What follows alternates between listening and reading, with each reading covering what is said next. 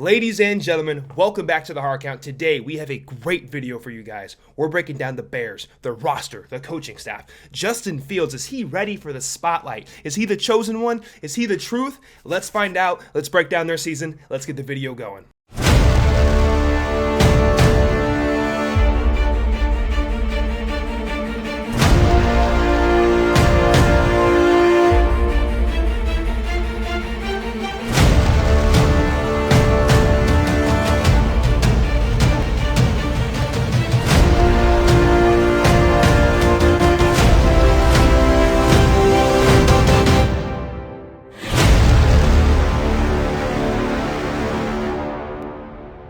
Ladies and gentlemen, we're about to break down this Chicago Bears team from the coaching staff all the way to the kicker, okay? We're going to assign each of these positions a point value, and I'm going to show you how we do that right here. Before we get into this, let me break down how we take these teams apart and assign these points to each position. When breaking down these NFL teams, we go from coach all the way down to cornerback, and we assign each of these positions a point value. For example, a quarterback is going to be worth a lot more than a running back in today's modern NFL. Let's run by these point values super quick. At the coaching staff, we have assigned 20 points to them. At quarterback, we have also assigned 20 points to them. For the remaining of the offense, we have 8 points for wide receivers and O-linemen, 5 points for tight ends, and 4 points for running backs. On the other side of the ball, we have assigned the cornerback and nickel group 10 points, the edge defender group 10 points, the interior D linemen 6 points, 5 points to the safeties, and 4 points to the inside linebackers. After we get this THC Power Score, we will go into the season, break it down game by game, into the schedule. Do they make the playoffs? How close do they get? Maybe they go on a playoff run. Let's find out. Let's get it going. All right, so when we look at this Chicago Bears roster, we're going to start at the coaching staff.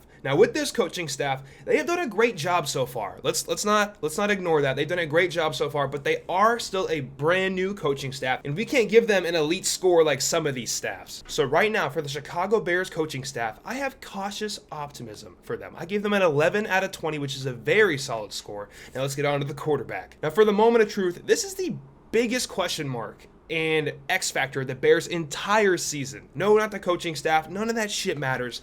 Justin Fields. Is he the answer? Is he the one? Is he the truth? Quite frankly, we do not know. Nobody knows. There's so much potential there. We've seen the flashes of greatness, the explosive athleticism. We've seen him make great throws, make the plays, but he hasn't had a ton of support around him.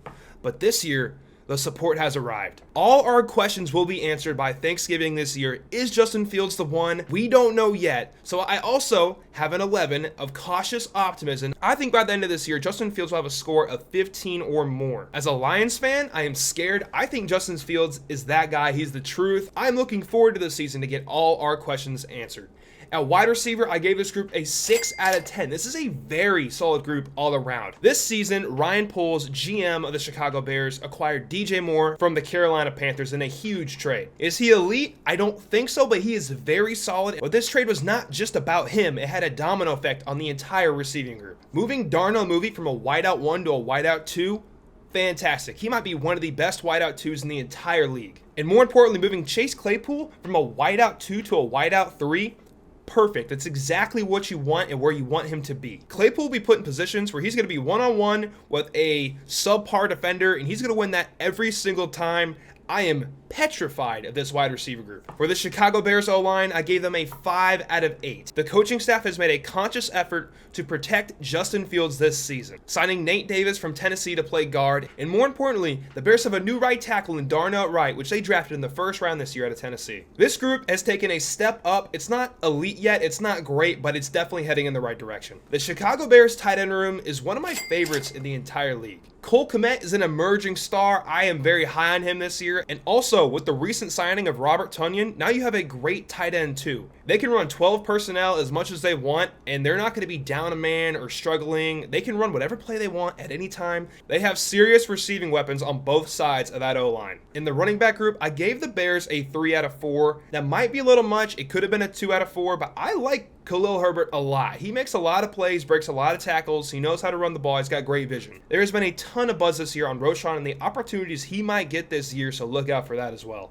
Heading over to the defensive side of the ball, starting at the cornerback and nickel group, Jalen Johnson, Tyreek Stevenson, and Kyler Gordon. All of these corners were second-round draft picks. This group is young explosive, and healthy. I have them rated at a 6 out of 10. I am also cautiously optimistic here. Let's see what happens this year when they put it together. For the edge position, I gave the Bears a 6 out of 10. I was going to go with a 5 out of 10, but you have to remind yourself, their linebacking core is so stout. I think they're going to dial up some mean blitzes that really gives us edge group an edge. Haha, quote, pun, you like it? So kind of a bonus point right there. I'm going to give them a 6 out of 10 for the edge group. At interior D-line, this group was pretty abysmal last year, not going to lie to you. But the Bears recognized this and adjusted. They spent their second and third round pick on the interior D-line. With this high-end draft capital, I gave this group a 3 out of 6. I'm looking forward to see what happens here.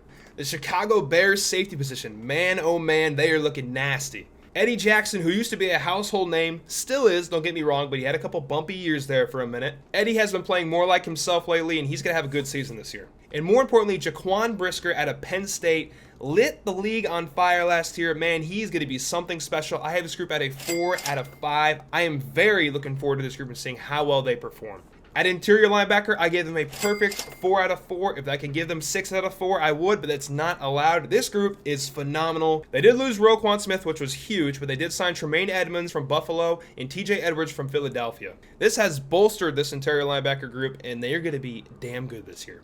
All right, so the moment we've been waiting for, after adding up all these points from the roster, the final THC Power Score for the Chicago Bears is a 63 out of 100. And you're thinking to yourself right now, wow, Cade, they're going to be dog water. No, that is not how this scoring system works. A 63 is a very, very solid score. They got tons of talent on this team. And to be mentioned, I left the coaching staff with room to grow, and more importantly, Justin Fields at an 11 could be a crime if he breaks out this year, so we have to see what happens there. Now, the moment you've been waiting for, let's go game by game this Chicago Bears season and see just how far they're going to make it. Out the gate, the Bears have the Packers at home September 10th. Stop playing. That's a dub.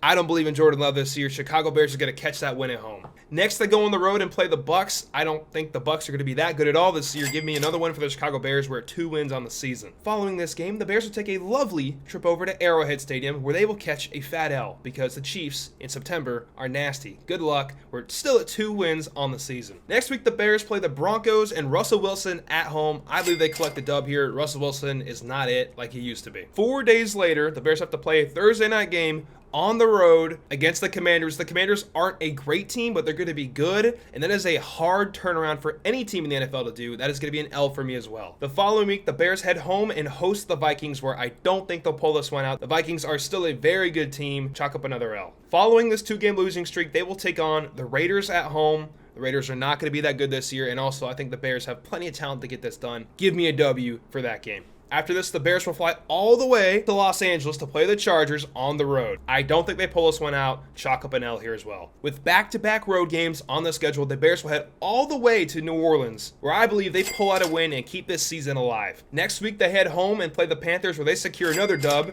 These following 3 games is going to be a struggle bus for the Chicago Bears. They go on the road to Detroit. That's going to be a loss. They go on the road to the Vikings. That's going to be a loss. And then they play the Lions again at home, which I think the Lions are better suited for the cold. I think the Lions beat them there as well. With these losses piling up, the Bears now have 7 L's in their entire season. And just to make things worse, they head on the road once more and play the Browns. I think the Browns are going to sneak one out there as well. Now the Bears sit at 8 losses on the season. Their playoff picture is starting to dwindle away. The following week, the Bears go home and play the Cardinals. They're going to catch a dub there for sure. The next week, the Falcons come to town and play the Bears. Another dub, chalk it up. The final game of the year, the Chicago Bears head to Lambeau Field, where they are 8-8, and they need this win to make a playoff push. This is going to be Justin Fields and the Bears' big moment. If they lose this and he misses the playoffs, even if he has a great season, he's going to get so much hate. If he wins this, he instantly becomes a top 10, 5, whatever you want to call it QB. The hype will be off the rails. With everything on the line, I believe Justin Fields and the Chicago Bears pull through and sneak into the NFC playoffs. Justin Fields is the hero of Chicago and one of the brand new faces of the NFL. Now, being the 7th seed, which he will be at 9-8 in the playoffs, the Bears will have to take on the 49ers or the Philadelphia Eagles. I don't see that going too well. That's okay. Those teams are stacked. Which team do you want to see next? Let me know in the comments. I've had a blast making these videos. Thank you guys so much for watching. Check us out on Instagram, TikTok, and Twitter, and the brand new one called Threads. Pretty sick. We appreciate all your support. Tell somebody you love them and have a great day, guys. Peace.